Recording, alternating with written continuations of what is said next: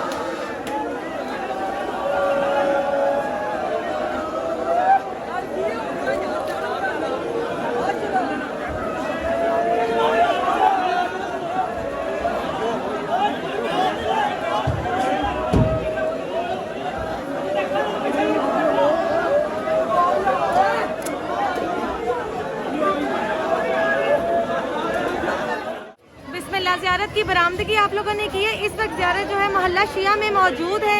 यहाँ पर जो दोपहर के वक्त ज़ियारत में जितना रश है, जितने आज़ादार हैं, वो भी आपने देखे। अभी मजीद आपको जो है मोहल्ला शिया के कुछ मनाजिर दिखाते हैं। इसके बाद जो मेरी लास्ट ब्रीफिंग होगी वो इमाम हसन मुज्तबा की जो कफन वाली वापसी होती है, जैसे कि मैंने आपको बताया था, वो दिखाई जाएगी, जिसमें इमाम हसन मुज्तबा का कफन तब्दील करके, यानी कि इमाम हसन मुज्तबा के सब्ज़ ताबूत पर सफ़ेद रंग का कफन डालकर जो है वो वापसी की जाएगी। आइए बिस्मिल्लाह मोहल्ला शिया के कुछ मनाजिर देखें और उसके बाद आपको रात में वापसी के मनाजिर दिखाते हैं। बिस्मिल्लाह।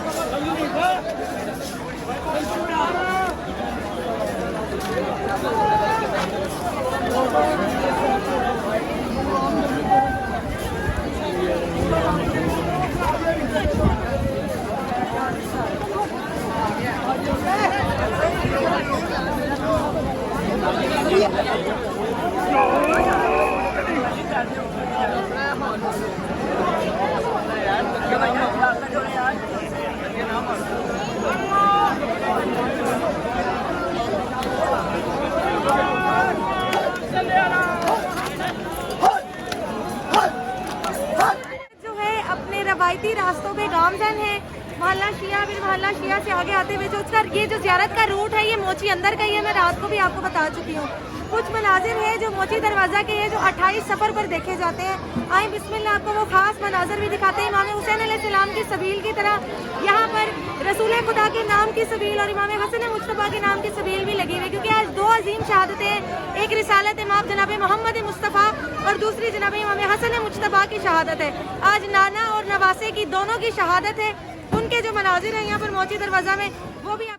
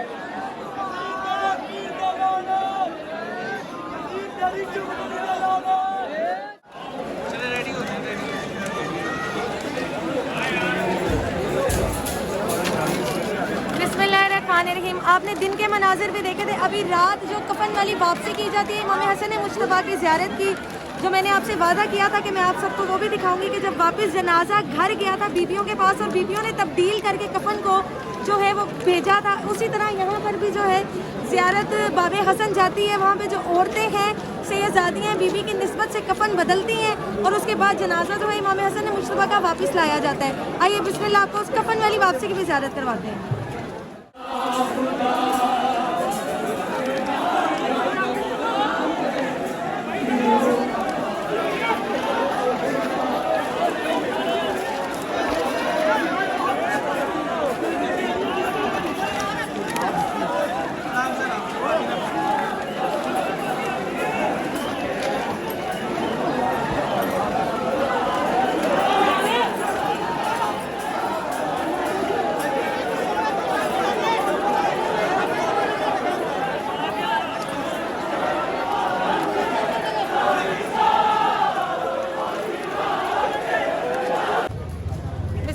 आप लोगों ने कल रात से ज़ियारत की तैयारी से लेके ज़ियारत की बरामदगी जो है वो देखी। उसके बाद बरामदगी के बाद आपको जो है इब्तिदाई और जो ख़त्म होने के मनाजिर थे यानी कि विदाई के जो मनाजिर थे वो भी दिखाए गए हैं। आप लोगों को बरामदगी भी दिखाई गई, आप लोगों को तैयारी भी दिखाई गई, आप लोगों को वापसी भी दिखाई गई। अयाम अज़ा का जो सफ़र था वो हमारा ऐसे गुजरा है कि हमें खुद मालूम नहीं है कि कैसे गुजर गया। इतनी जल्दी ये 2.5 महीने गुजर गए और पता भी नहीं चला। एक लास्ट ज़ियारत बची है जो कि 8 रबीउल अव्वल की है।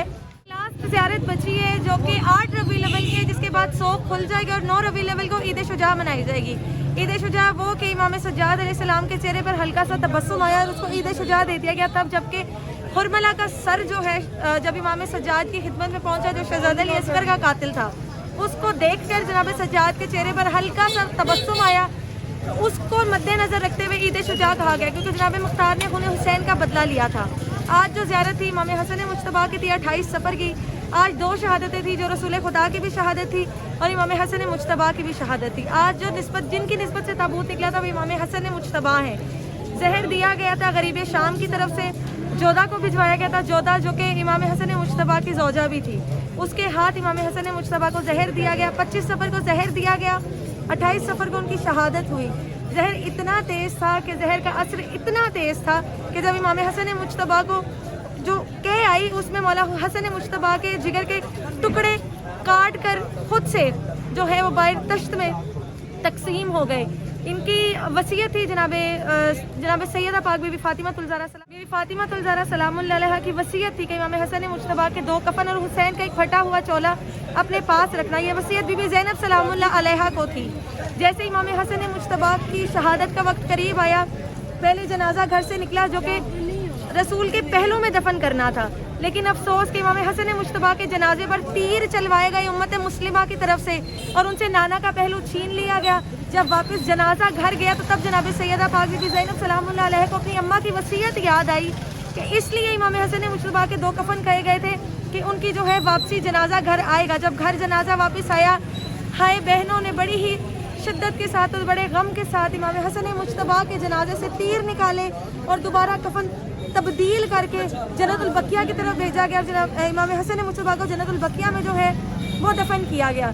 इसी तरह इमाम हसन मुज्तबा पर जो है उनसे नाना का पहलू छुड़ाया गया और इमाम हुसैन अलैहिस्सलाम को बेवतन करके शहीद किया गया। इमाम हुसैन अलैहिस्सलाम की जो वसीयत थी वो ये थी कि इनका फटा हुआ चोला रखना, क्योंकि अगर इमाम हुसैन अलैहिस्सलाम के जिस्म मुबारक पर अगर कफन होता तो करबला में लोग कफन भी ना छोड़ते। अयाम अज़ा यहाँ पर ख़त्म हुआ जाता है। यह 28 सफ़र थी जो कदीम की एक ज़ियारत थी। इसके बाद एक लास्ट ज़ियारत है जो कि 8 रबीउल अव्वल की है। बहुत अफसोस के साथ कहना पड़ रहा है, दिल बहुत मजबूर है कि मेरी जो 2.5 महीने का टाइम था वो इतनी जल्दी गुजर गया कि मैंने सोचा भी ना था। लेकिन इंशाल्लाह 1 रबीउल अव्वल को मेरे घर पे परचम कुशाई है, वो भी लोग आएगा और एक 8 रबीउल अव्वल का आएगा। उसके बाद जो हमारा काम है इंशाल्लाह वो करेंगे। यहाँ पर मुझे इजाज़त दीजिए। वस्सलाम या अलैहि अस्सलाम।